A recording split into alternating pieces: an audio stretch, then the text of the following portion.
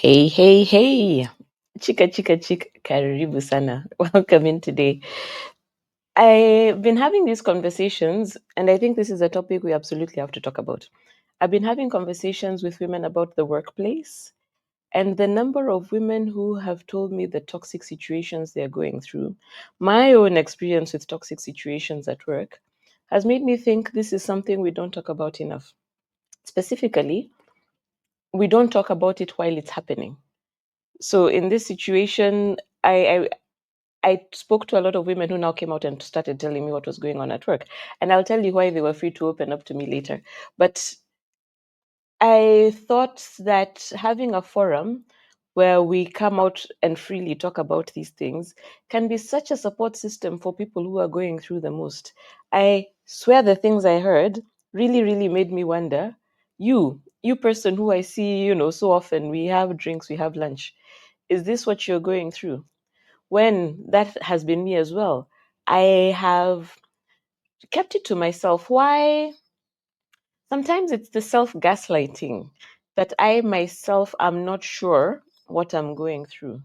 So today we are debunking this. Girl, don't we spend so much of our time at work, it doesn't really make sense for us to be so unhappy. Life is already complicated enough without having to carry other people's childhood trauma into our own lives and into our own experiences. So that's what we're talking about today. Get your cup of tea or whatever it is that you drink, and let's saddle up and get on with it. And the first thing, actually, I want to talk about is just that. How do you even recognize it? How do you recognize that this is something that's happening to you? And I got a really useful thing off LinkedIn. LinkedIn, it was a picture. I don't know who to attribute it to because I just copied it.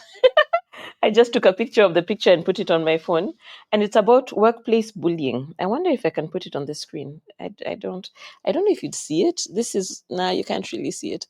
So that's what it looks like. But it says 10 red flags you shouldn't ignore. So let's listen to them. It's constant criticism, public humiliation, manipulating performance reviews, setting you up to fail, silent treatment, spreading rumors, verbal abuse, excessive micromanagement, unreasonable workload, sabotaging your success. I'd been looking at these, and even now, when I'm reading them to you, there's something that's just crossed my mind. I wonder if it fits into any of these. There's a time at work that my boss's boss made inappropriate advances to me. So at the time, I took it as me too. That's some kind of harassment at work, even though it wasn't really harassment, because that then became the point. He was very nice about it, and he didn't really do much. He just had this inappropriate suggestion of it was an office party, and I was leaving. So he came to my car when I was leaving and then was suggesting that he can come with me wherever it is I'm going.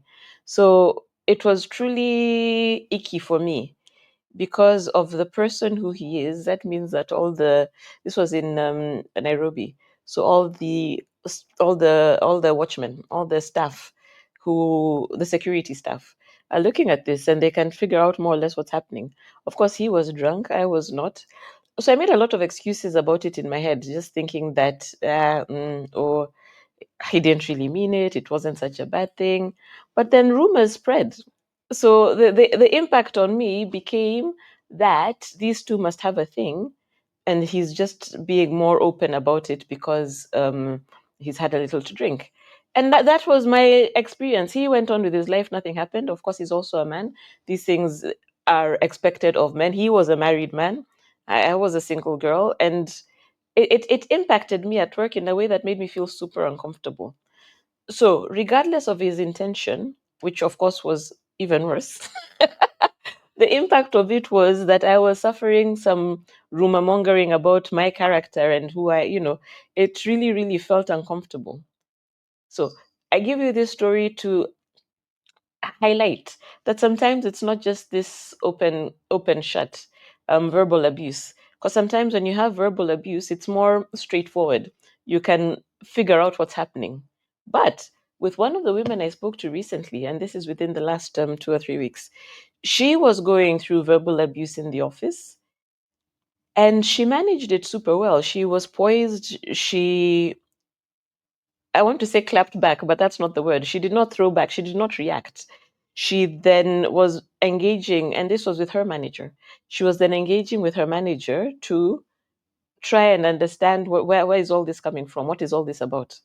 And you see, even that is such an uncomfortable situation to be in, where you are the more, I want to say advanced, but more emotionally, um, is it secure? You've done some inner work. You understand that reacting is not the thing to do. You do not pull directly from your past experiences into these situations. So whatever it is that that woman was calling her, she was then not reacting, but then trying to take a step back, look at it, and she was actually questioning whatever it is the situation was, what the manager was annoyed at. She was actually questioning herself and asking herself, is this something that I have done? But the effect of that was she would go home and cry, cry, cry, cry, cry, cry, because something inside her is telling her this is just not right. This is not fair. This is not what I should be experiencing. And she loved her job, but then this has then become this kind of impossible situation. And what she told herself was no, she has to leave. She has to go. I have so many examples. Maybe I give you one more of my own to bring this home a little bit.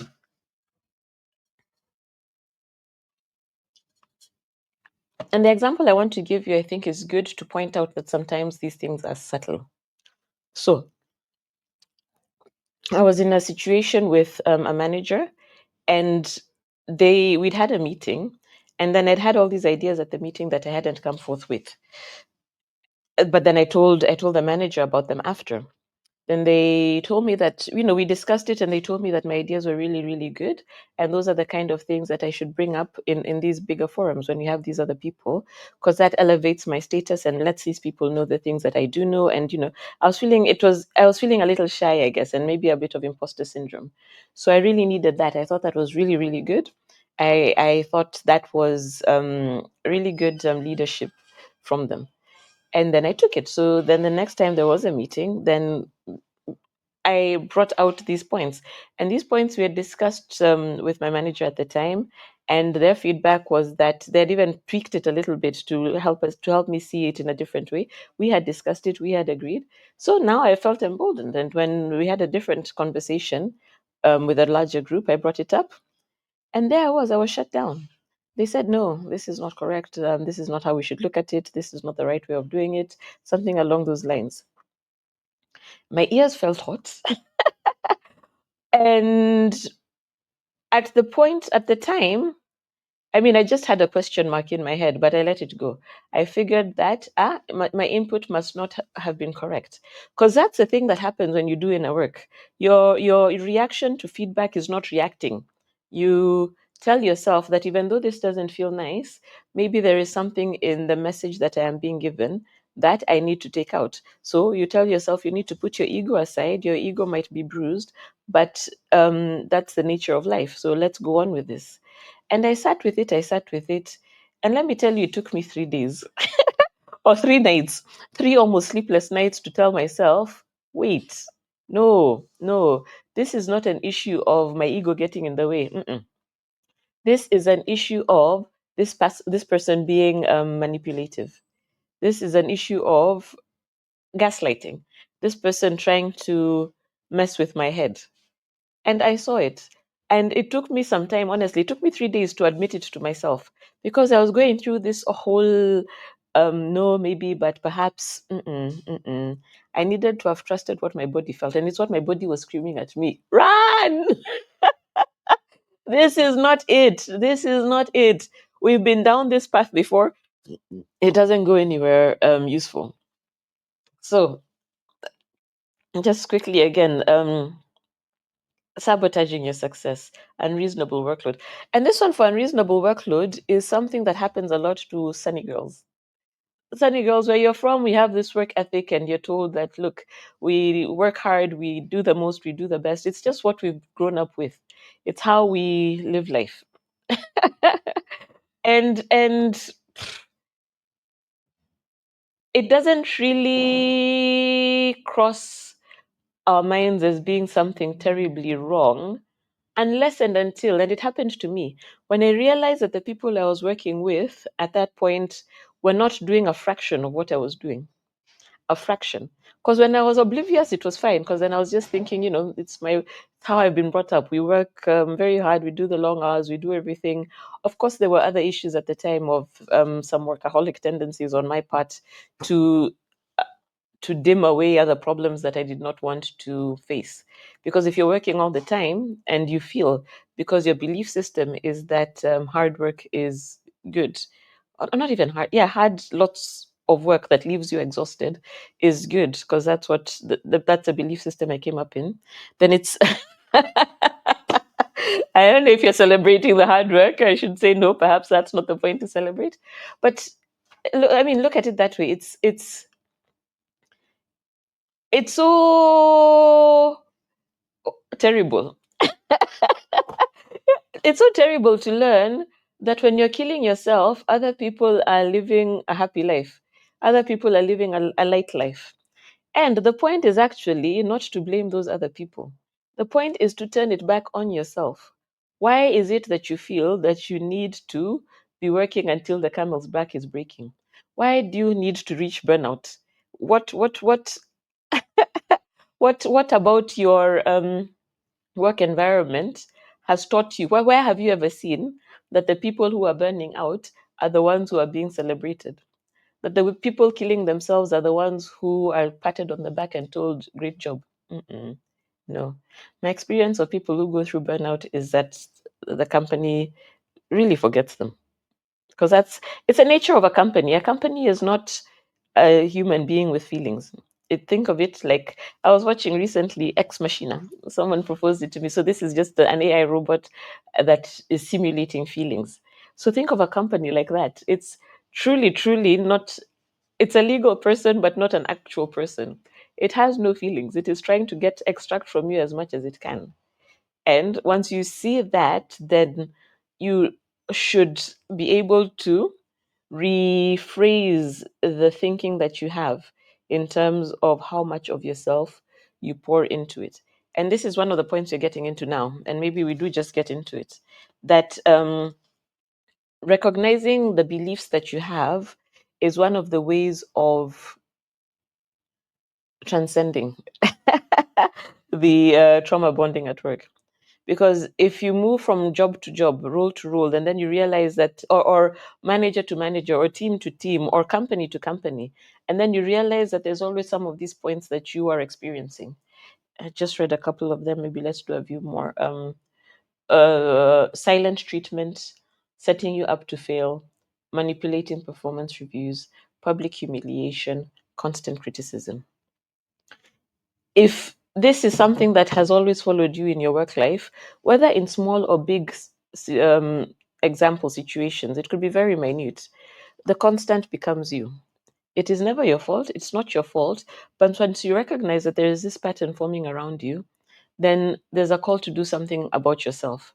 There's something within you that is making people feel that it is okay to treat you in this way. And that's now the thing that we need to look at. That's you have been doing inner work, and then we do more. And that's the thing. I mean, taking my own example, I mean, I've been doing inner work for some time. Inner work is this work of is this activity of, through introspection, tying our past experiences and trying to heal them, such that how we are showing up today is not affected by the things that happened to us yesterday when we were young.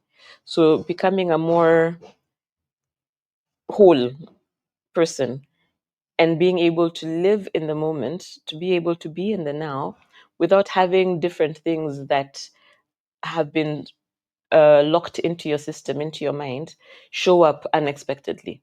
It's meaning that then you are in control of what it is that you are doing, that is happening with you.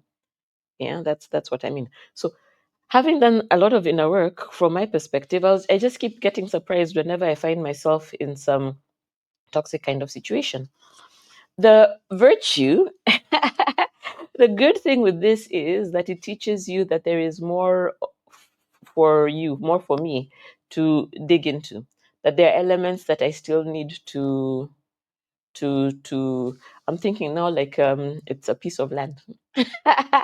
It's a piece of land, and that is me. I'm a piece of land, and inside the acreage, inside the field, there are different places that have different things buried. So those things that are buried inside the land are affecting the plants that are growing. Even if it is buried at that corner, because the composition, the nutrients that are in the soil, are taking from all the soil that is around. So that thing buried at that corner is affecting this tomato that I'm growing here. So for me to have healthy tomatoes in my land, I need to find these bits of poison that have been buried within my land, remove them, throw them away, and then my tomato will be fertile. But how do I get to figure out where in this piece of land it is? Because the land just looks the same across the board. These things do not just affect, these pieces of poison do not just affect the crops that are growing on top of it, they spread, they have a spreading effect. So, one of the amazing ways of figuring out the things that are troubling you and where they are, where that poison is on that land, is to be triggered, is to find yourself in this toxic situation. Then you can realize, hold on, there's something. There's something in this land that is not right. And then you do the inner work. Now you go into yourself and try to understand what might it be. And that is now where we are at beliefs. What are the belief systems that you have in yourself? The example I just given is this belief that you must work hard.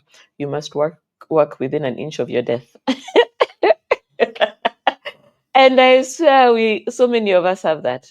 So many of that have been brought up thinking that that is the only way life should be lived. Yeah, and I think of it.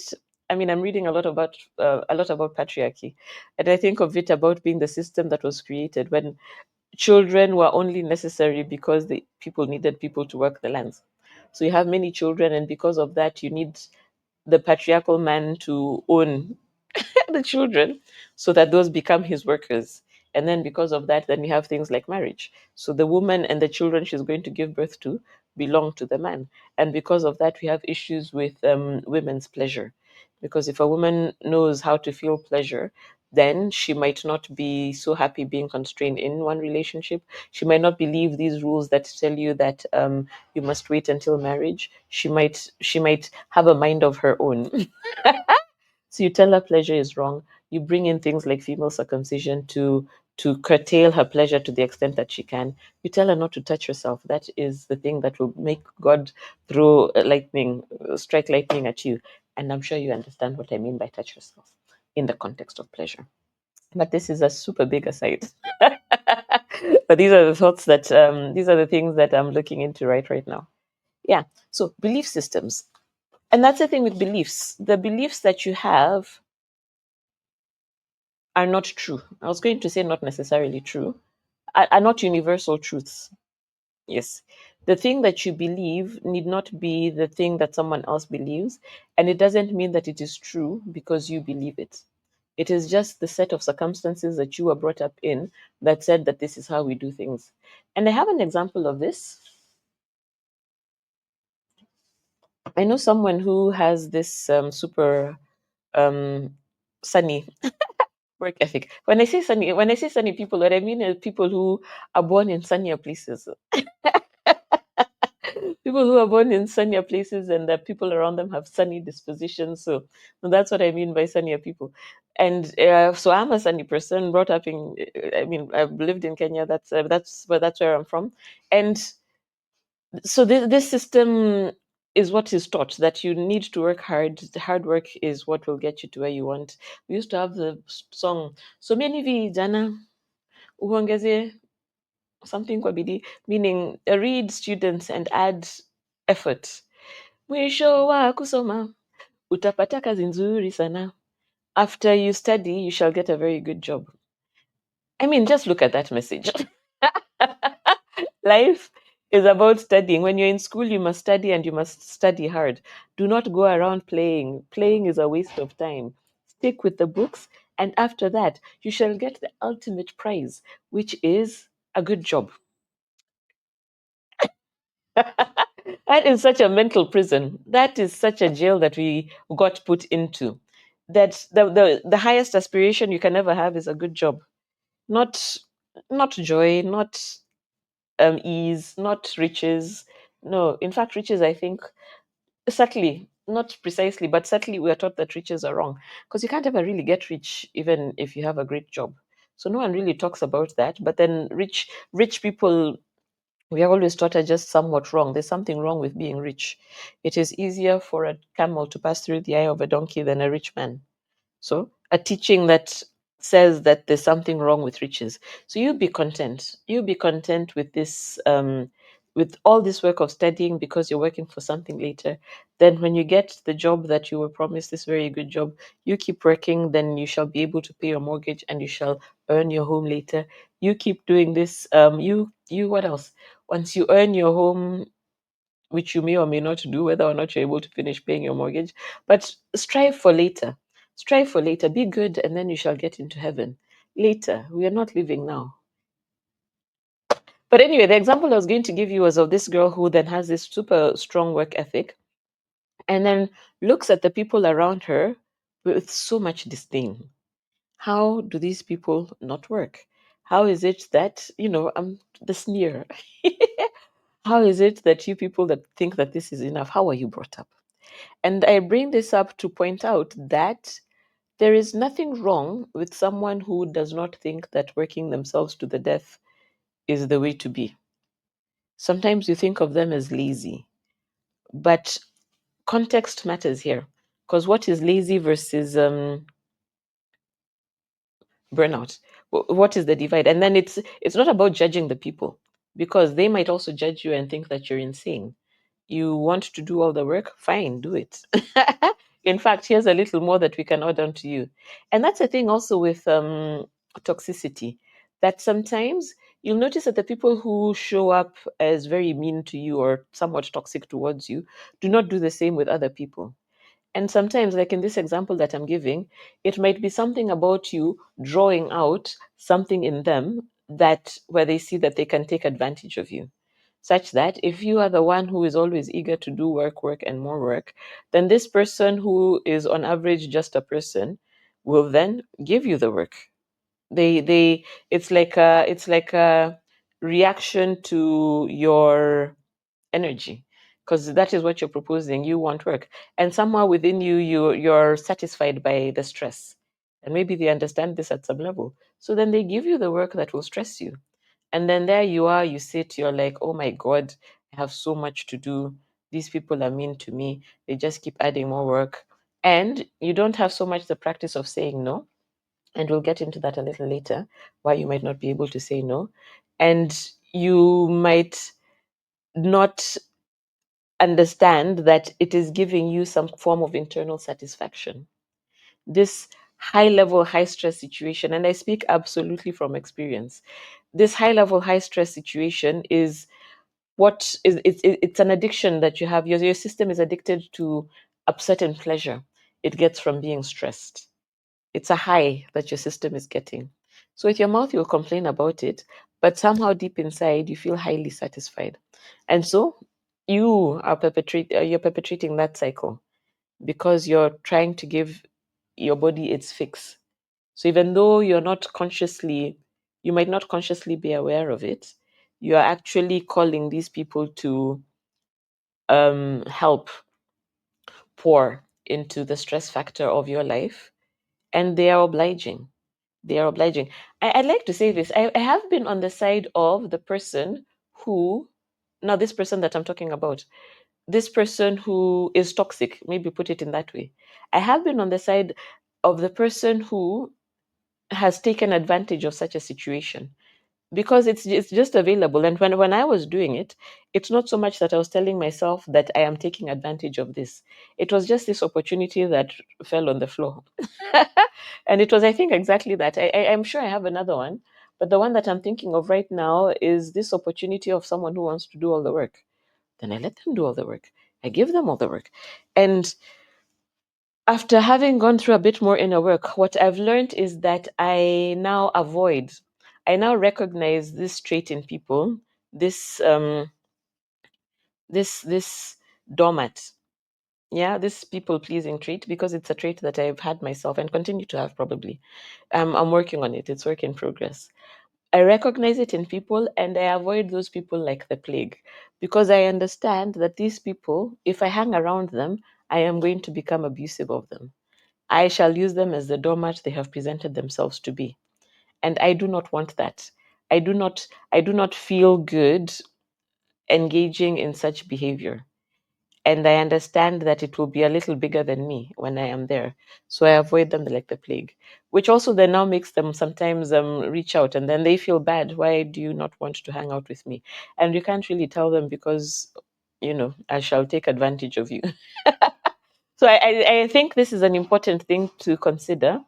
And also just to highlight that if you have been within a toxic situation, whether in a relationship, whether at work or wherever, growing up at home, you, I believe, I haven't seen any science to this, but I believe that you have the ability to be on either side. You have the ability to be the toxic person. You have the ability to be the one who these toxic things are done towards. I'm using the word toxic very loosely because I think it presents the examples that I have very clearly. It just slaps you in the face when I use that word. Yeah, and I actually have a video about that on relationships. I'll put it in the description, in the short description, where I was saying that might you be the toxic one in the relationship, and I gave examples of situations where I was. So this is again just opening up the mind. So whereas you might feel like the victim there, in which situations are you the perpetrator? Because it often depends on the people you're dealing with.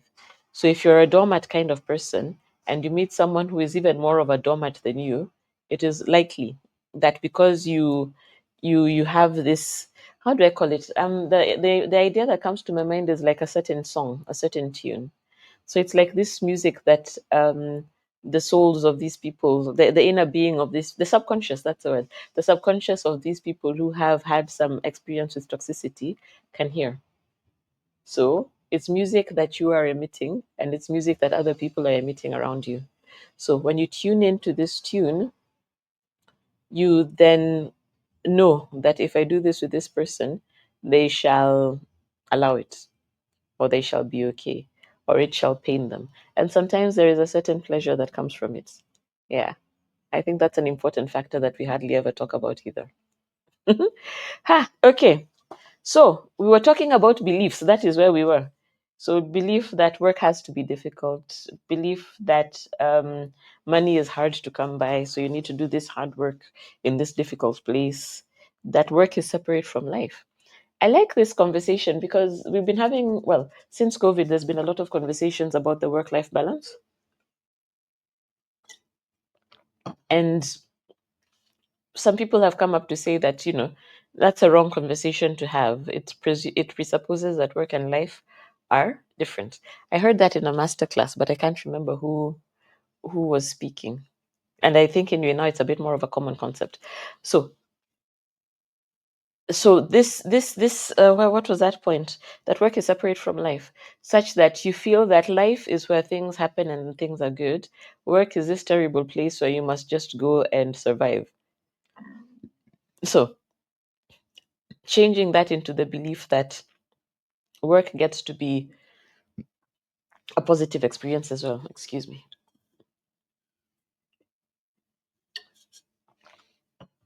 That work gets to be a positive experience as well. That you do not need to suffer every day of your life. Because think about it, we spend so much of our days, so much of our lives at work. If you have determined that you do not expect to enjoy your time there, that means that even when you're job searching, you're searching specifically for a job where you shall not have a good time because that's the belief that you have.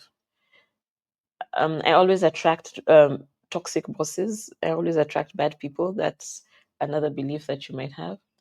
I was abused when I was young, so I can't speak up for myself. I must have this job regardless of the cost. So holding on to it regardless of what happens. So these are beliefs that I invite you to look at. I invite you to look at your own beliefs. What are your beliefs around work?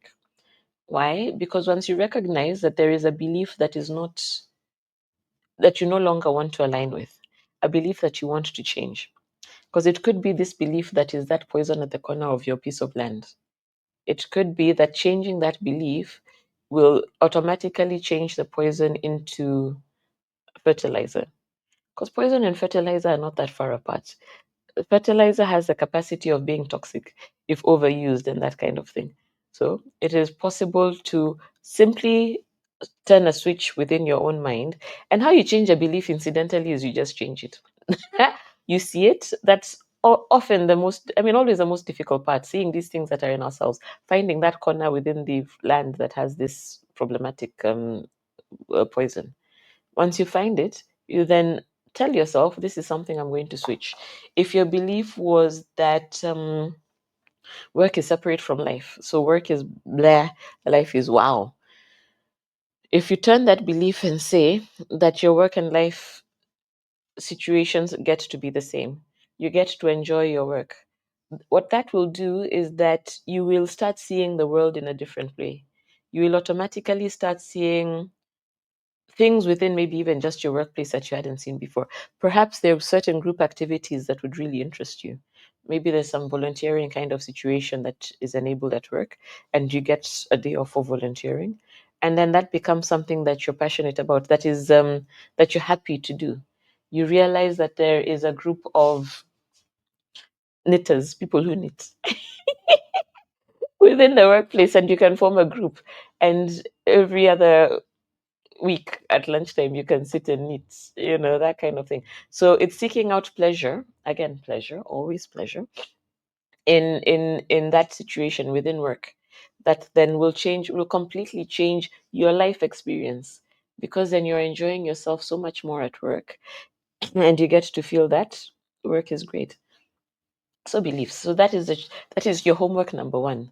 Figure out, write them down. What are your present beliefs about your workplace? What are your present beliefs about work? And what are your present beliefs about money? Once you've written them down, you can write what you want your new beliefs to be. Again, as simple as a decision. Write what you want your new beliefs to be. And you can look at that from time to time to firmly input. It's like now digging. If our poison then became a weed. So sometimes when you're digging a weed, I'm assuming all of you are agriculturalists. Know something about farming. So when you're digging out a weed, it's okay if you don't know, I'll tell you either way. When you're digging out a weed, weeds are very persistent. So you might dig it out and then it's still, if you haven't gotten the complete root, it might still spring up again. So with these beliefs, you need to keep looking at the new ones so that you remove all the roots from the soil that were the old beliefs, because sometimes they're so entrenched. If it's something you've believed all your life, the root network that it has created is so big. So figuring out how to, managing to completely get rid of it. Sometimes it's looking at the new beliefs and telling yourself over and over again. I like affirmations. I believe in them fully. Why? Because I have seen them have a positive impact on my life.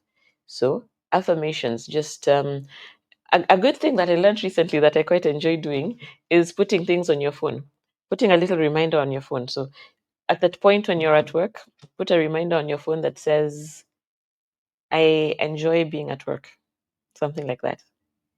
And it can give you a little spark and make you think, what am I enjoying about being at work right now? So, whereas your perspective had been this gloomy thing where you're only looking for the negatives, you're inviting yourself to look for the positives.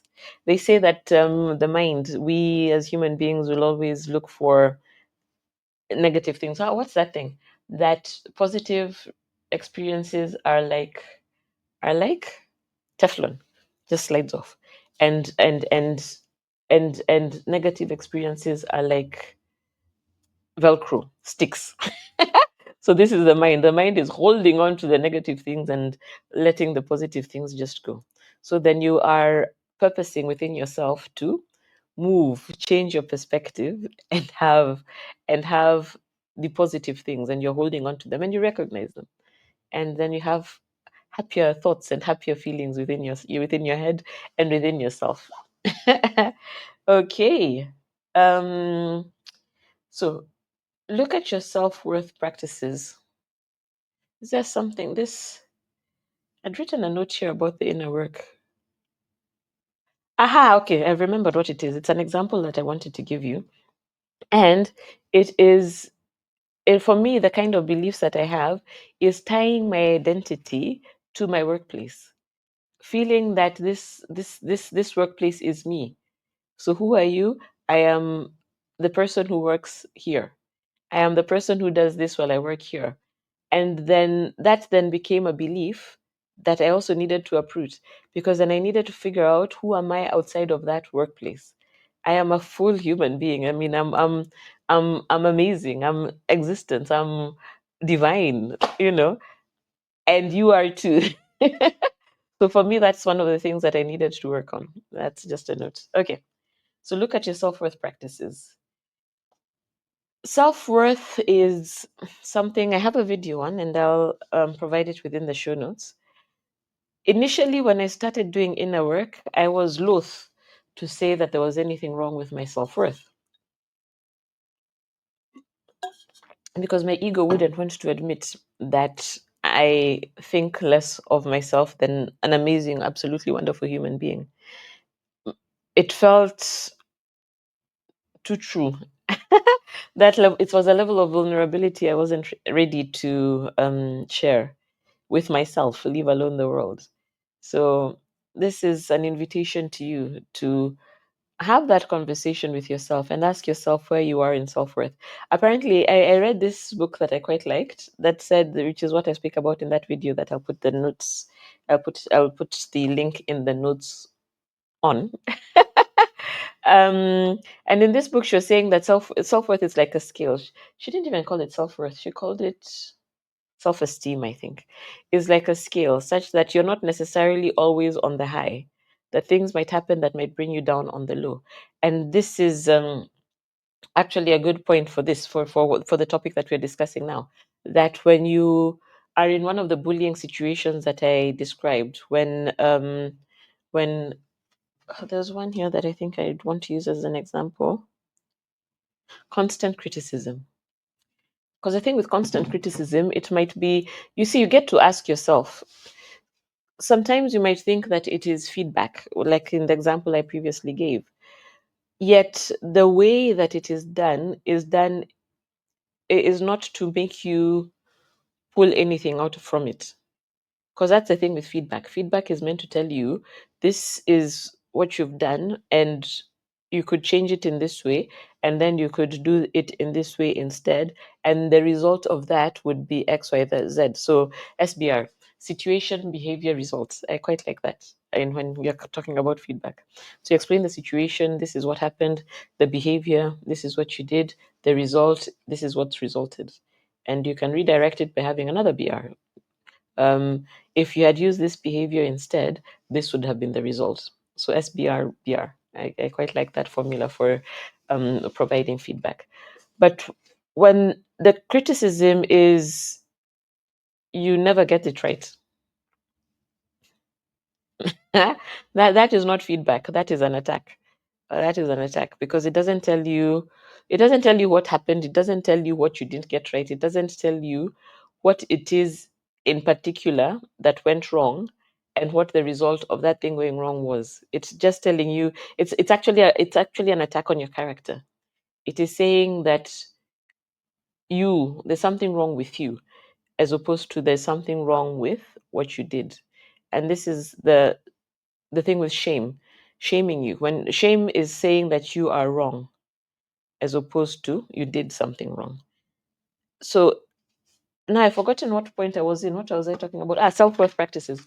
So when you're in that situation where you're constantly being criticized, your self-worth points go down. So if you think of self-worth as a point system, I think of the stars. I think when I was young, I used to get stars when I was in kindergarten. When you do something good, you get a gold star. Then I can't remember what would happen if you had like 5 gold stars at the end of the week. Perhaps I never got. Ah, and that incidentally is also some form of reinforcement. This is how you're taught. You're, it's like Pavlov. You're being taught how to be like the dog that reacts to the ringing bell. You're being taught how to be good because it feels nice. It feels nice to get the star. So it is how you're, it's one of the ways that you are trained. You are trained in a certain way. And that's part of what creates a good girl, because I was the good girl. So it's part of what tells you you do this, you get that, you feel good, people praise you, and you long for this praise based on different reasons. But again, where were we? So self-worth points. So if the self-worth points are stars that you are putting for yourself internally, and because you're just celebrating yourself. So when things are going well, you put a new self-worth point, another self-worth point. But when things go wrong, you remove the self-worth points. So when you have criticism, when people are talking to you in that way, you are removing self-worth points because you're getting the message that I am worth less. I am not worth as much as I thought I was. So you remove your self-worth points, and that makes you wallow. Once you start going in the trajectory of removing self-worth points, it's a super slippery slope. And it's very easy to get to rock bottom where you're in such a down mood and just unhappy. And it might not be possible for you in the moment or at all to tie the connection. You might know that yes, this situation at work made me feel bad, but then what it does is it makes you do other things that make you feel bad. Might be scrolling endlessly on your phone. So that was my example. Sometimes when I feel blah, what I do is I just scroll and scroll and scroll, and hours go by. And then I realized I did an exercise that made me realize that scrolling on my phone doesn't add self worth points for me, it reduces them. And there's nothing wrong with scrolling on your phone. It just needs to be within, it needs to be time bound. You can't be doing that the whole day. That's not purposeful living. Because you're not living, you're letting your time go away. You're, how to put it? Maybe I put it in context because maybe now what I am doing is giving you my experience, my beliefs to color your perspective, which might be very different. So, from my perspective, it is that when I am scrolling endlessly on the phone, I am there's an algorithm that will take me heaven knows where.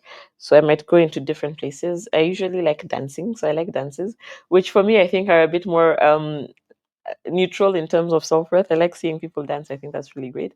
But then you'll also just get different things that are, you might get different topics that are not nice, that do not make you feel good, that take away from your self-worth points. But more than that, I feel that I am not experiencing my life. I am giving my time to other people to determine my feelings based on their content. I want to have more control of my life experience. And I feel that for me, scrolling through the phone endlessly just takes that away. That is my view on it. Yeah. So what I have here is to look at your self-worth practices. How the example I actually have here is, do you keep the boundaries you set for yourself? If you said that you're going to do XYZ, do you manage that? Because that also is teaching, if you're unable to keep the boundaries you set for yourself, it might be more difficult for you to push for other people to keep the boundaries that you have set for them, because you haven't built this muscle. Your body is not used to doing it. So because you let it slide with yourself, you might let it slide more easily with others. Do you have priorities outside of work? Is there something else that you do that entertains you, that gives you a spark of life? And the reason I've tied that under the self-worth bucket is that if your work is everything and your work is terrible, you see what that's doing to your self-worth. Yeah, it's dragging it down. So these are just things to look at, how to how to learn what is making you feel better from a self-worth perspective and what is making you feel worse, what is bringing you up and what is bringing you down. It might help you be able to recognize even this bullying at work. It might help you see that this is what is happening because you are connected, in fact, which is our next point. If you're connected then with your body, you're able to feel it. So, connecting to the body, how do you connect to your body? You connect to your body by the senses, by engaging your senses more. And it's by little things, tasting your food, watching nature, um, smelling, eh, immersing yourself into a scent. Yeah. Feeling the sun on your skin and really, really feeling it. Because we are so used, that child who I was talking about, who was told about that song about how they need to work hard and get the job and do this and do that. We've been so trained to disregard things which are not important. And the things which are not important are these sensory things. So you eat on your way, on the subway, on your way to wherever, or in the car, or in heaven knows where, in a hurry, such that you don't even necessarily eat things that you like. Then you're not in your body. You don't have the practice of being in your body. Then you're always in your mind. You're always thinking, I need, this is what, this is where, this is how, this is how. But then if you can turn it back and get in your body, just this super small ways, it's a practice. You can do it in your home. I have flowers. I like having flowers that I try to smell every once in a while. Sometimes they don't have a smell, but sometimes they do. But I also just find them so beautiful. I get roses because I have cats. I don't know which other flowers. My favorite flowers are lilies, but I can't have them because they're super toxic to cats. But roses are also so beautiful, and I look at the intricate designs of the petals. It's so, so, so amazing. I mean, any flower. I have an orchid. It's mind blowing how this beautiful pattern is just created by nature, how these colors come together, how the textile. I have a set of earrings that replicate the texture of petals and leaves. So just a natural kind of thing. It is such intricate work. So to be able to stop and look at it and realize that wow, nature does such an amazing job. It is flawless, as in it's so, so, so fantastic. And yet, because we are rushing in traffic and rushing through where we do not take the time to slow down and engage with it. So, the virtue of engaging with our bodies, the virtue of being inside our bodies and outside of our heads, is that we can we can tune in to the feeling, excuse me,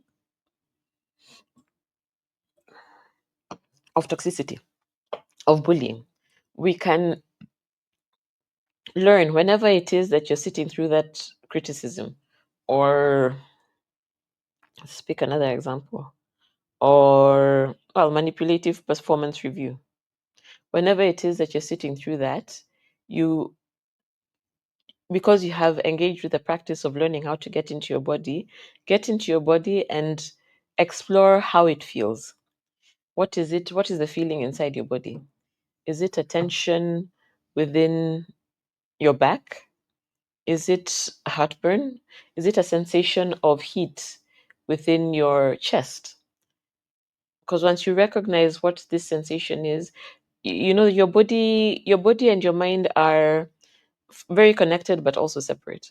So you can get to understand how it feels when this is happening, so that when you're not aware, when someone is telling you something and you're asking yourself, you then know the cues that your body gives you to let you know that that is what is going on, because your body is very clever. Your body is very clever. And yes, at one level, this is just intuition. Your body knows things that you don't know, that you do not consciously know. But at another level, it is also how your system clocks things like microaggressions. Not microaggressions, micro expressions. That's the word. So things that happen so quickly that your eyes have seen it and they have sent the message to your brain, but your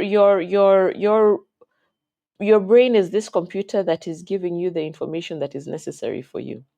So it doesn't give you everything. Even when you look around where it is that you are now, if it gave you everything that you could see, you'd be, I don't want to say overstimulated, but you'd be, it's so much. It's so much, as I said, nature is so amazing. So like now, if when I look out the window, what I see is a tree with lots of leaves. So if I were clocking every single dimension and every single aspect of each leaf, I'd not be able to go on with my day.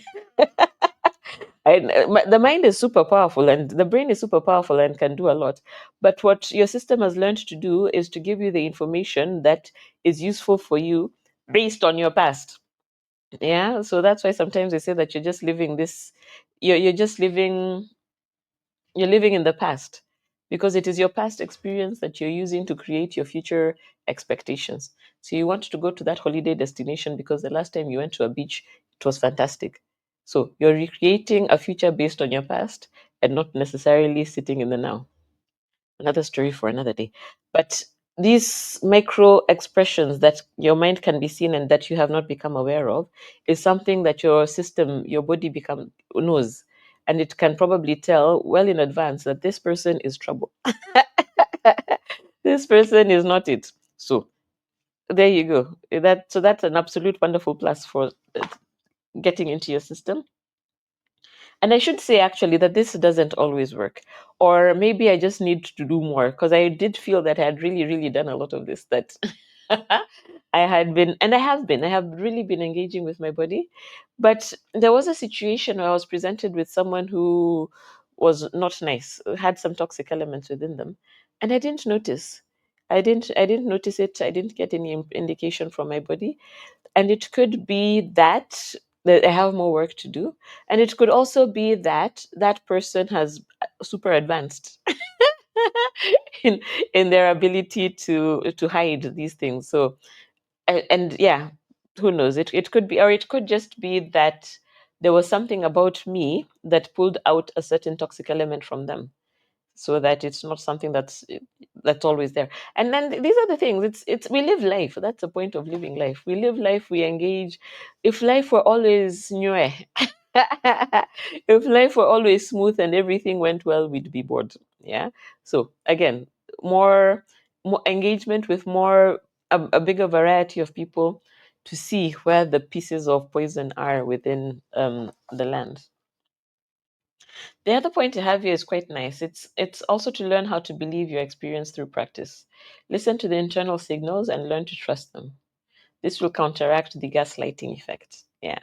So a bit more trust on yourself. Like when I said that it took me 3 days, incidentally, that for me was a plus because in the end of these 3 days, I believed me. So my practice has been to just disregard, to just say I must be wrong. This can't be right. I no, I must have misunderstood. No, no, no. So building this trust with myself, with my body, with my lived experience, then lets me engage. It's really nice also for my inner people, as I call them. So my inner child, which I guess is the next point. I like how all of this is just flowing nicely. Yeah? To my inner child and my the different voices that are in my head. I actually have a video on the voices in my head. I'll put it in the in the notes as well. How the different aspects within you now, and I've lost my voice. Yeah. So the different aspects within you say different things. That's how you can be of two minds. You're not sure what to do because there's a part of you that wants to do this and a part of you that wants to do something else. So learning how to bring all these voices together is the practice that I have. It's what I'm learning to do. It's I call myself the leader of my being. So I listen, I'm like a judge. I listen to the different perspectives and then I give the decision because that's what leaders do. So they will not always go to please one because my parts are at not loggerheads, but are in conflict. The things they want are not aligned. But then in certain situations, I need to say that this one, let's go with this, let's go with this. Sometimes I say, let's not go with either of those. This is the direction that we're taking. So, this learning to build the trust is me learning to listen to those parts of me that have something very critical to say, but I have in the past been ignoring. So, as the leader, I listen to them and I give it much more weight. Yes. And then I tie that with listening to my body. I tie that with listening to my replay, my mental replay of the experience. And that for me has been quite powerful. I mean, again, I fall into these situations from time to time, but what has happened for me is that I am far away from where I started. Where I started was a point where I couldn't even feel my feelings within my body. Yeah, so for me it was this unknown thing. What do you mean you can feel things inside your body? So there we go. And then yes, we go to the inner child, because I mentioned at some point that sometimes we don't speak. I was saying that in relation to the ability to say no, like to more work. So the sunny girl who has the pile of work, she has realized that wait, no one is doing a fraction of what I am doing. What the hell is going on? So, and then at that point, she might find it difficult to push back and say no. No, I cannot take on anymore because my plate is already full. And to actually start redistributing the things that she does have and saying, hold on, I do not want to do this. And it's like this gag, this gag that makes it impossible, seemingly impossible for us to say no or to say these things. And this goes back to childhood. This is a kind of training that we have had within our past that has taught us that we must not speak, or at least we must not speak up for ourselves. And that's really the amazing things, because for a lot of you corporate chicks out there, you are absolutely badass. You can do your job like nothing else. You can stand up for other people. You can stand up for other people with no problem. You know your stuff. You're you're super motivated, and you're super good at what you do because you've been doing it super well for such a long time. But when it comes to you, when it comes to you talking about yourself and standing up for yourself, you somehow feel the word no cannot come out from your mouth. And that's something I talk about as well in Date Like Cleopatra. This is a book by me, Shiro Ndune. The Good Girl Flips the Script, because we're talking about the good girl. And that good girl training that said girls should not be too aggressive, girls should not have opinions, girls should conform, or whatever it is. And in your particular situation and in your particular home, your particular society, whatever, wherever it is that this training came, because it comes from different places as well. I should highlight that. It's the same message that you're getting from so many places that you then realize, even in the books that we used to read, where the girls are. Yeah, I can't remember what books I used to read. The one that has come to mind is Nancy Drew, which is perhaps not quite the example in this case about not being able to speak up.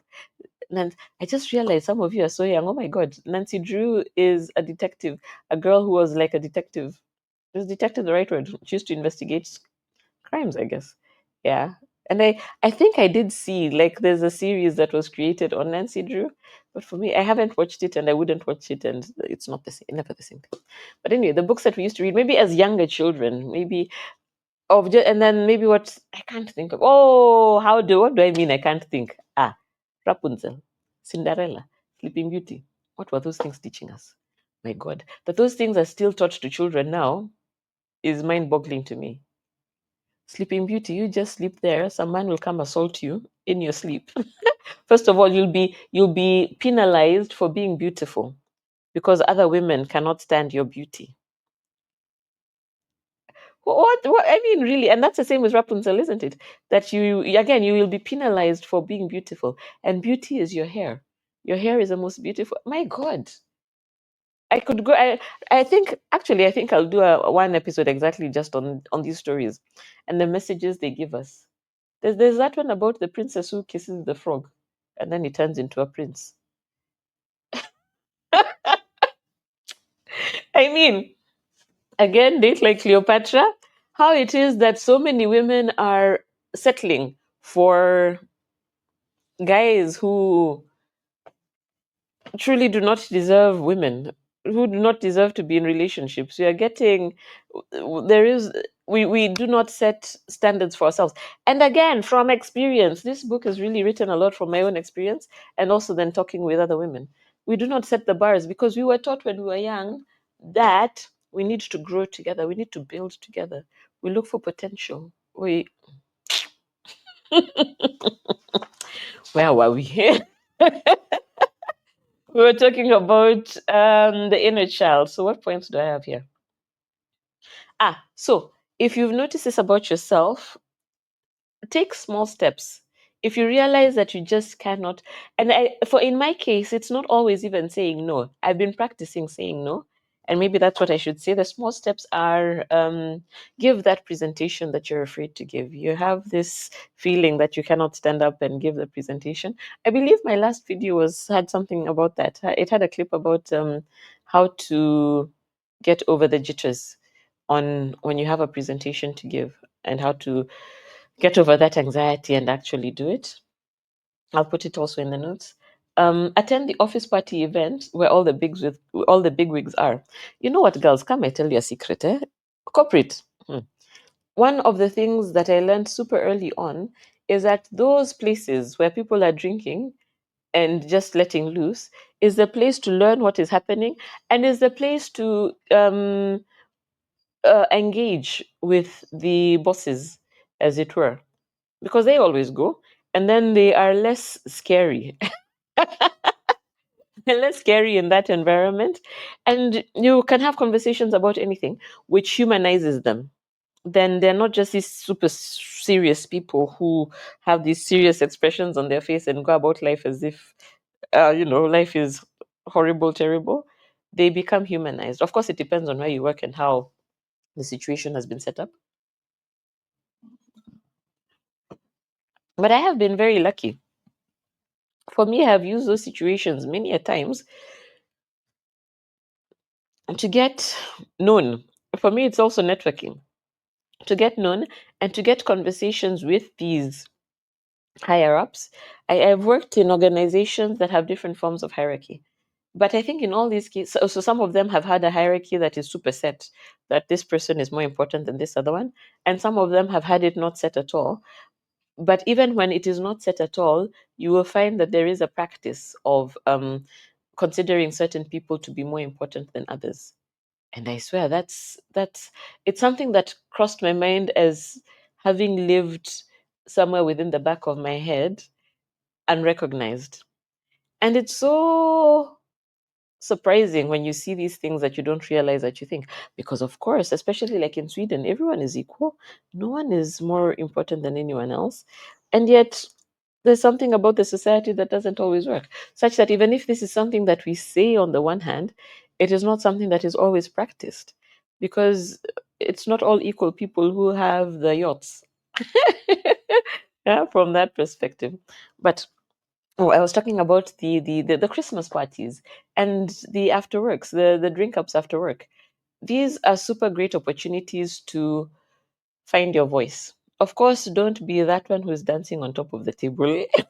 Please, please, please, please, tuheshimiane. Don't tuheshimiane means let's respect each other. These words I'm saying are in Swahili. Let's don't be the one that is there being dancing like the dancing queen. Hey, chill, relax, be normal.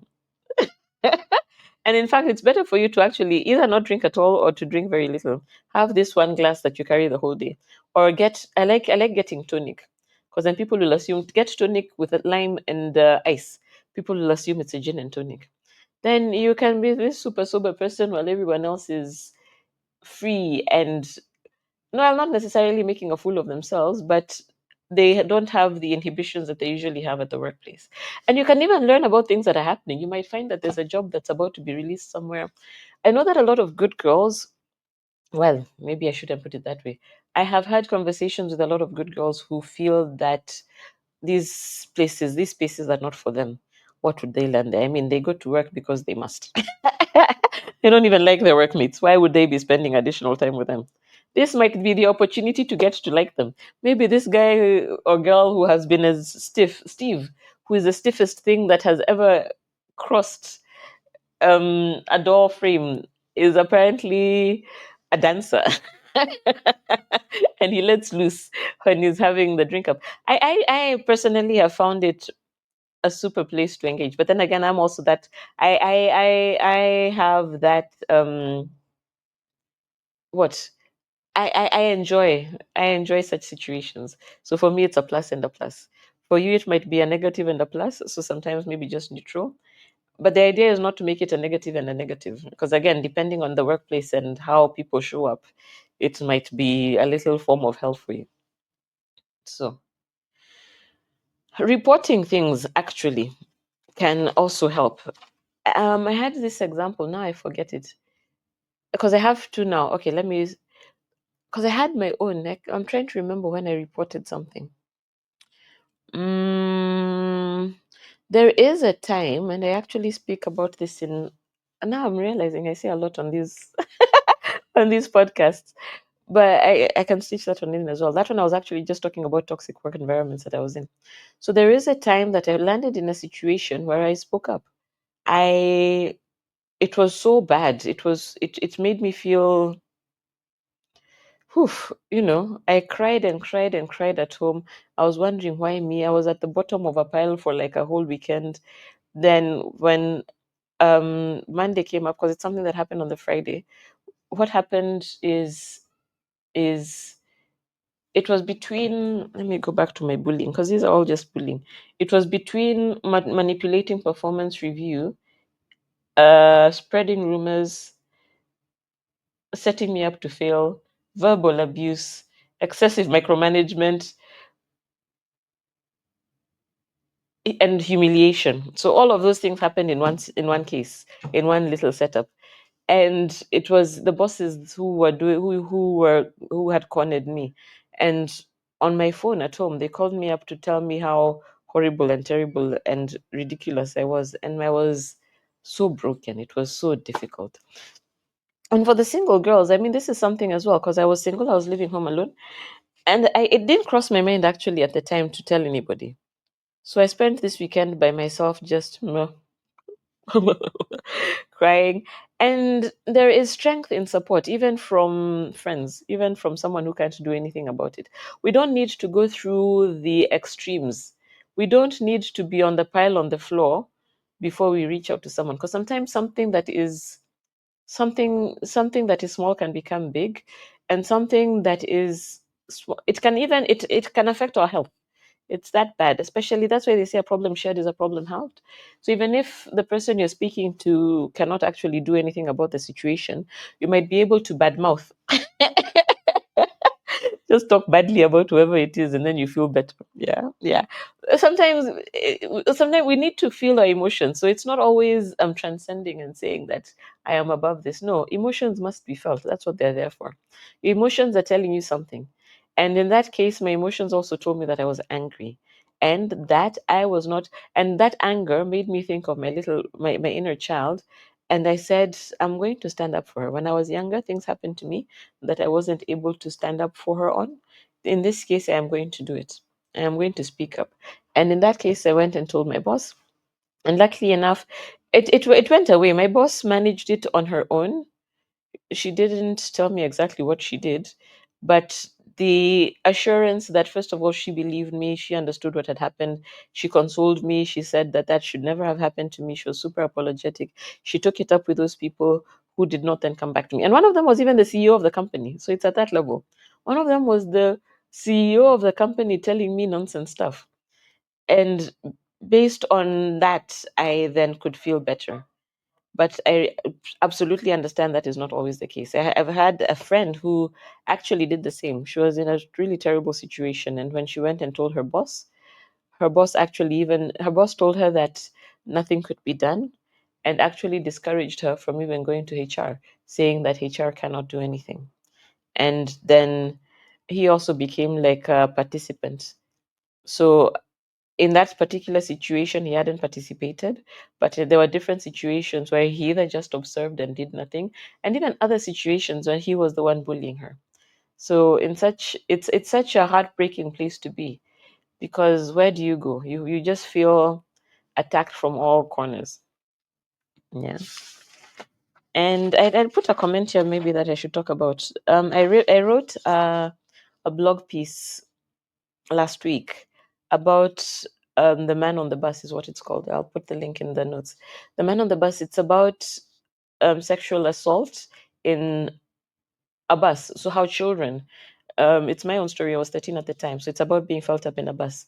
So how children engage with the experience, what goes through their mind, why at that point they might not speak up. And this is useful both for you who are parents to maybe have a perspective of how your children are experiencing the world, but also for yourself, because you might also have been in a situation where you felt certain things that have kept now your mouth locked. You're unable to speak because of those things that happened there. So seeing that might enable you to engage with it, engage with yourself, and ask yourself, send yourself back to your childhood and understand, not understand, feel the things that happened to you. Sit there, sit with your 7-year old self and console them. Console them. Your inner child lives within you. Your inner child is still there, stuck at that point when whenever whatever it is happened. So console them and listen to them, hear them, feel their feelings, and validate them. Let them know that they had a right to feel how they felt, and that you are now their leader. You are now the leader. Tell them that you survived. You are her. You survived, and you are now whatever age it is that you are, and that you are available to stand up for her when things go awry. Because that's the thing, we don't always, when we are thrown into these situations, when we find that we cannot speak, it's confusing, and then we blame ourselves. It's such a blame game inside the head and shaming game. Why didn't I speak? Why did I let this happen? And then that is again lowering our self-worth points, because it's difficult, but then we don't realize that it's like a muzzle. It's a real muzzle that is there against your mouth. You know the muzzle, the thing they put on a dog to close the mouth. It's like a real muzzle. You cannot speak. And it is until you liberate your inner child from the experience that she had, until you go back there and make peace with that situation, that you can start taking the little steps in speaking. And the little steps might be this: when your workmates want to go to lunch at a certain place and you don't want to go there, say so. Either they'll come with you or you go alone. It's fine. When there are people who are milling around the coffee place, you can join them. Maybe have a conversation with them, or the water cooler. Have a conversation with them, because this is now just enabling yourself to speak up. When and then it's the practice of speaking up will make it easier for you when you have a situation that requires it, where you're being abused, and you're able to say no. That I will not be spoken to that way. Or a more polite way of saying it is that I do not appreciate your tone. Or the polite way of saying it would be, if it's someone who's just throwing things at you, the polite way of saying it would actually, and I've done this actually.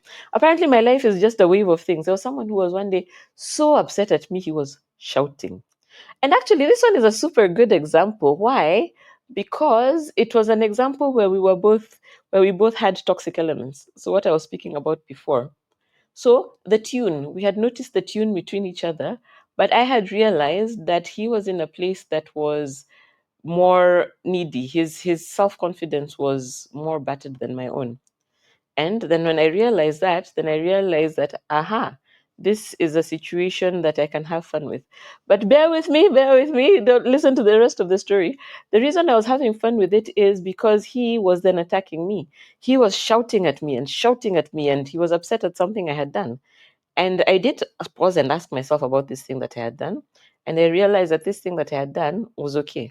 His reaction had nothing to do with my activity. I was within my rights to do what I had done. And his reaction was a reaction, it was off the scale, and the shouting. So I became a little amused, unfortunately, because then I could see what was going on in a way that he could not. And then he was white. He became red in the face, wondering, why am I smiling? And then I told him that I will not be. I in a very calm voice, I told him that I can't remember the exact words I used, but it was something to the effect that I will not engage in a situation where I'm being shouted at. So he either needs to lower his voice or I shall have to leave. And then he kept shouting, so I just left. So part of my amusement was my audacity. I had never thought that that was something that I could do. But in that situation, I did. And then I had the backing of knowing that he was going through his own problematic space.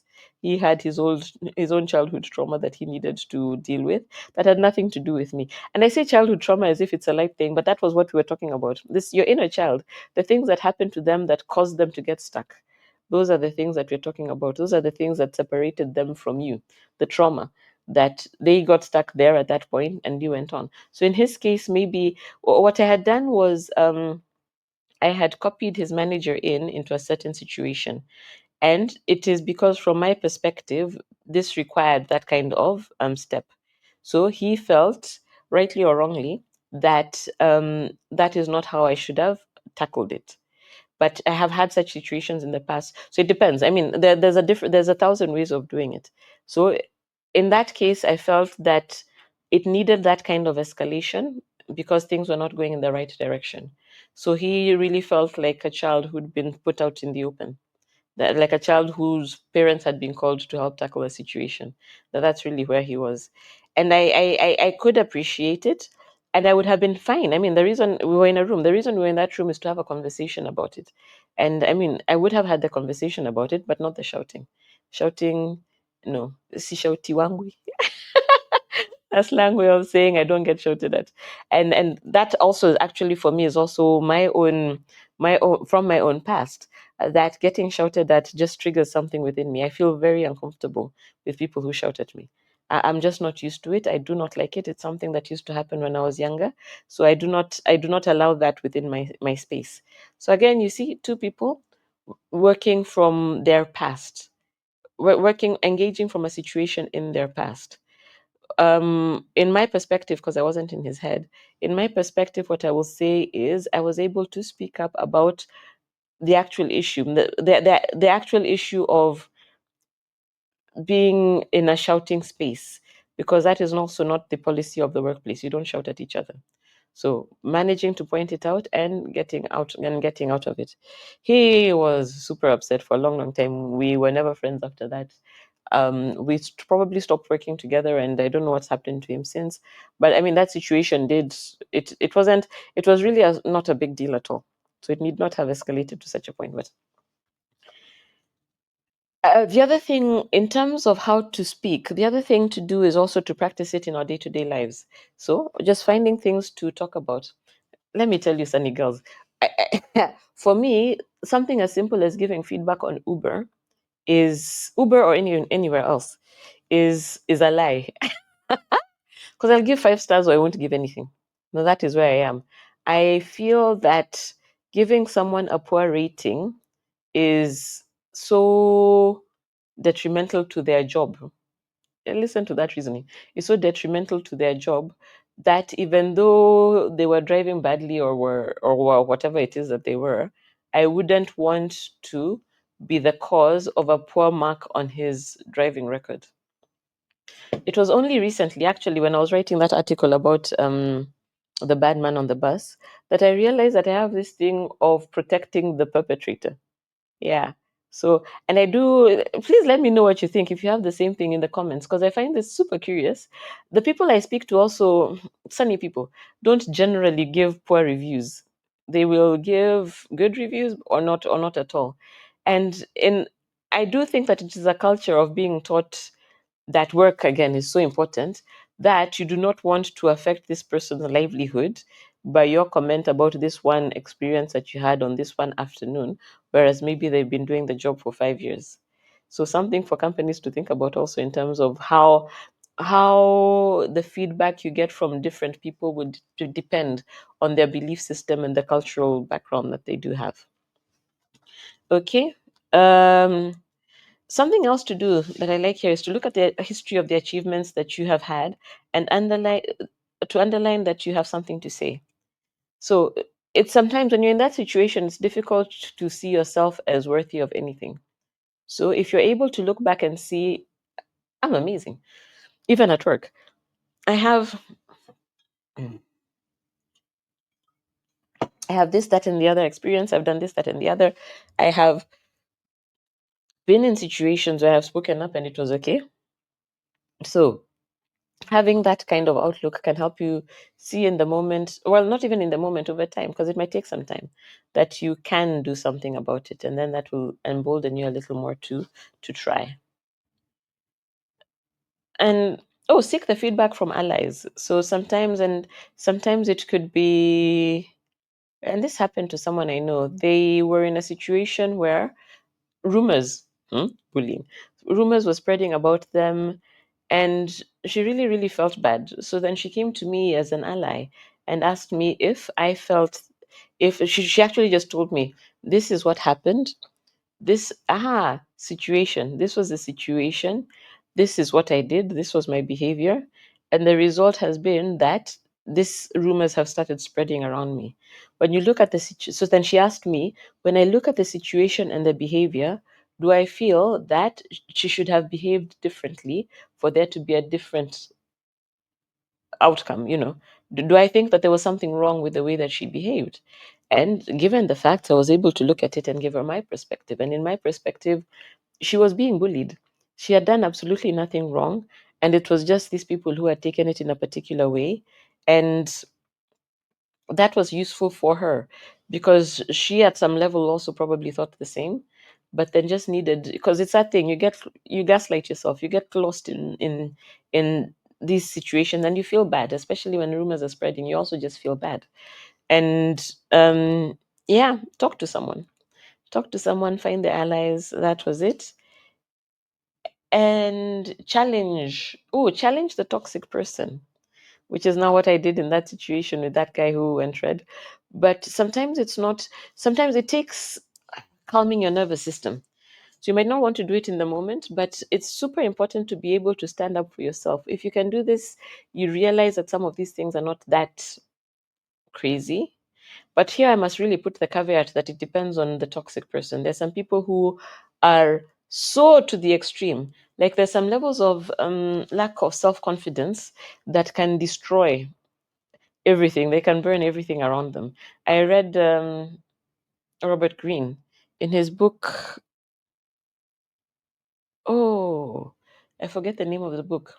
Something with humanity. It's like he's trying to decipher humanity. But either way, in that book, he really highlights about people who have confidence issues, and also says that sometimes you just need to avoid them like a plague, because they've created this whole story within their head that can actually just let things burn as opposed to deal with them. So you might be engaging with them and find yourself in the world of in a different world, that the things that you're dealing with have morphed into something else altogether. So you need to consider that.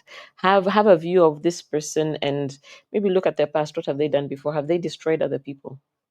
Something worth looking at. And if it's like a one-off, if it's something, depending on the situation, depending what you find, it's super useful for your own self-esteem to be able to go and have the conversation with a person. You might have to practice it beforehand, and that is absolutely okay, because here we're also talking about assertiveness. So just standing up for yourself in terms of saying it doesn't have to be a fight. It doesn't need to be a confrontation. It is not that you're rolling up your sleeves and you're saying, huh, when you did that. No, it becomes a conversation. Again, it's feedback. SBR, situation, behavior, results. And the result here needs to be more about your feeling, because they may take it or not. So it is that, what example do we take? The example of the shouting. The situation is that situation, behavior, results. So the situation there is actually the shouting. That when you elevated your, no, that's a behavior. What's the situation? The situation is that we're having a conversation about this work situation, where you felt that my escalating the point was uncalled for, and it was good that were not within. We were in a separate room, which was very good, because then that doesn't bring in the public humiliation. A separate room, which was good to have this one-on-one candid conversation. But the behavior was the shouting. And the shouting was really, super elevated voice and getting so, so, so agitated. And my letting them know. So the result was that I felt unsafe. And I actually did. I really, even though I was smirking on my face, I actually felt unsafe, rightly or wrongly. Maybe where he's from, people shout. Where I'm from, when people are shouting, that means that someone is about to get hit. Something is going to go wrong. Yeah. So that was the result for me. So the behavior I would have preferred, now the second B, is that he lowers his voice, calms down. Maybe we can walk away and come back later and have this conversation at another point, which is really, I think, what I said.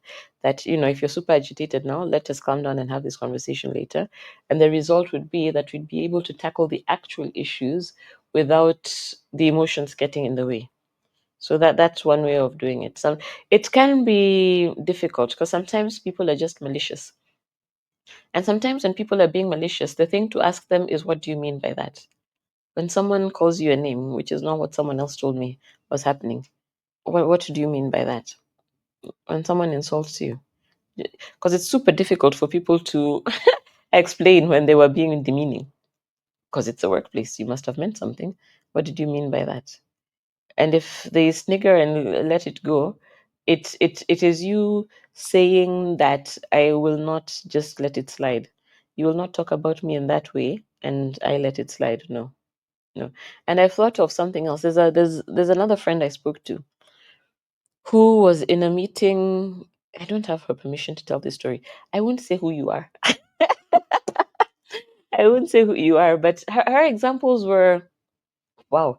But in this case, she was giving a presentation again, giving a presentation, and then the CEO is the one who, and this is Teams, so I mean an online presentation. And the CEO is the one who started blasting and blasting her and humiliating her and criticizing her and what's the word? Was it insulting? What was that other one? Yeah, verbal abuse. So he became abusive and he was really shouting and he was on a roll during the meeting. So what she did is she turned off her camera and logged off the meeting. She went away.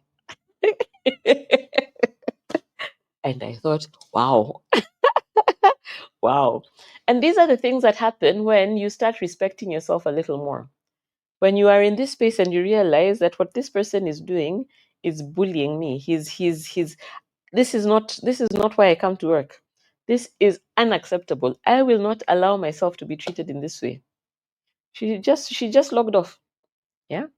Then he was left there shouting to himself. And then the meeting then just had to close because she was the one who was giving the presentation.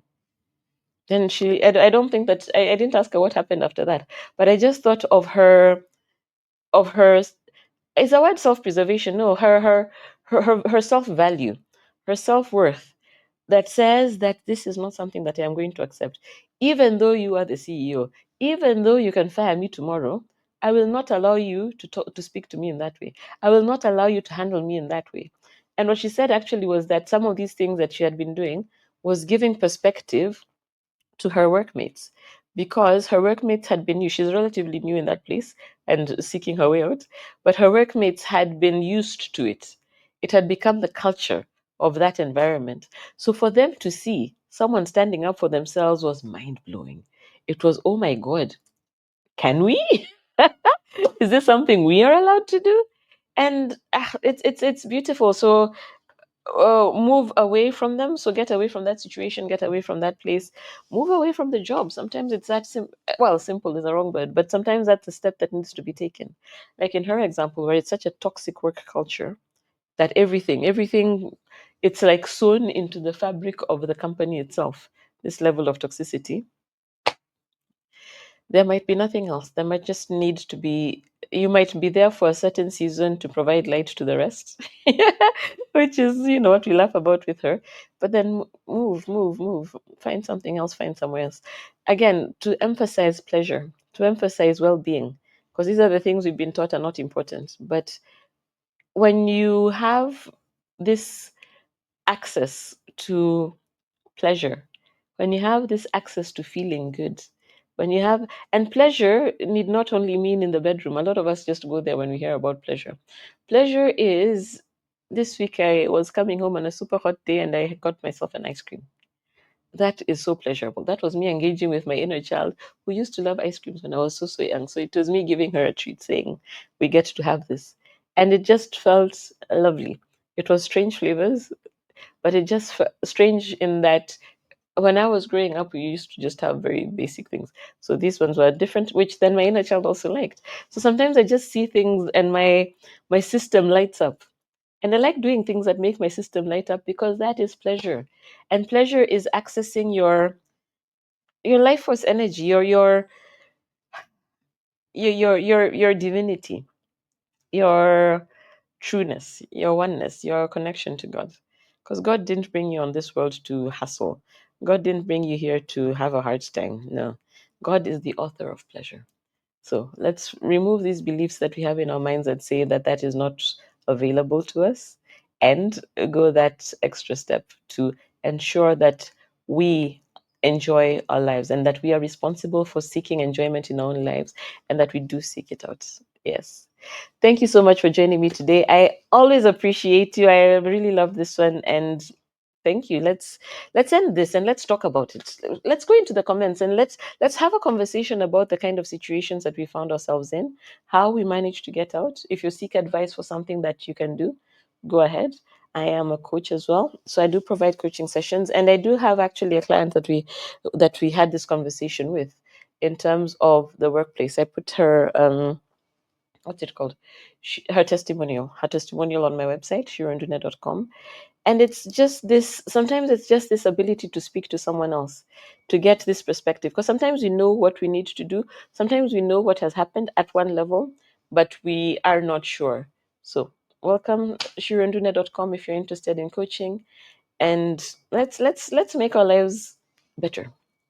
Thank you, girls, and we shall see.